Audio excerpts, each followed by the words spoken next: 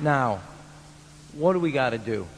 Because let's be, and Sarah's right, people's intimidation on this issue is not defined by just Republicans. There are Democrats intimidated by this issue. Wrongly, but intimidated, and they think their politics and their community is such that they can't do this.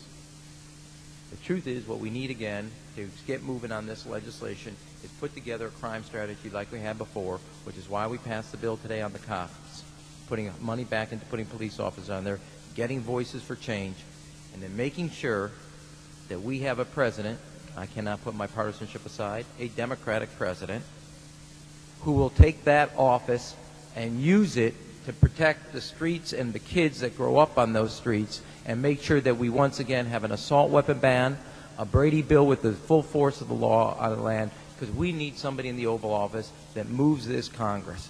We had an election about change. People are clear about the special interest. They are tired of that gridlock that special interests cause in Washington.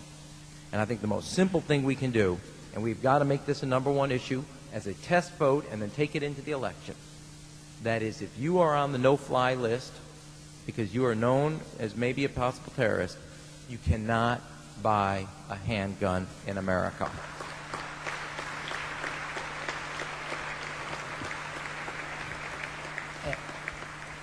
And I am not one far from liking the mixing of politics and policy, but as my old boss used to say, give me that vote and throw me into that briar patch. I'll make politics out of that every day, because if it's between that terrorist list and the NRA, I know where America is going to be every time, and they're going to make the right choice, and we have got to start building on that. That is the right thing to take into the election, and it's the right policy.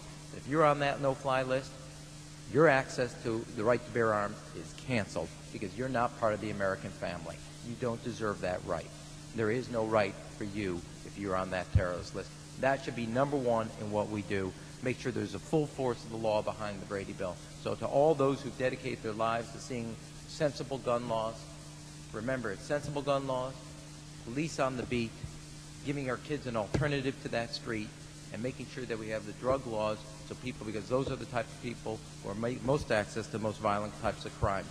Once the cops program ended, once we let those gun laws bans expire, a 40% increase in homicide rate, a 35% increase in violent crimes with handguns.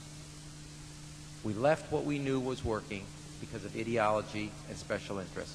We have got to get back to what's right to lead the way forward. Thank you, and God bless you all.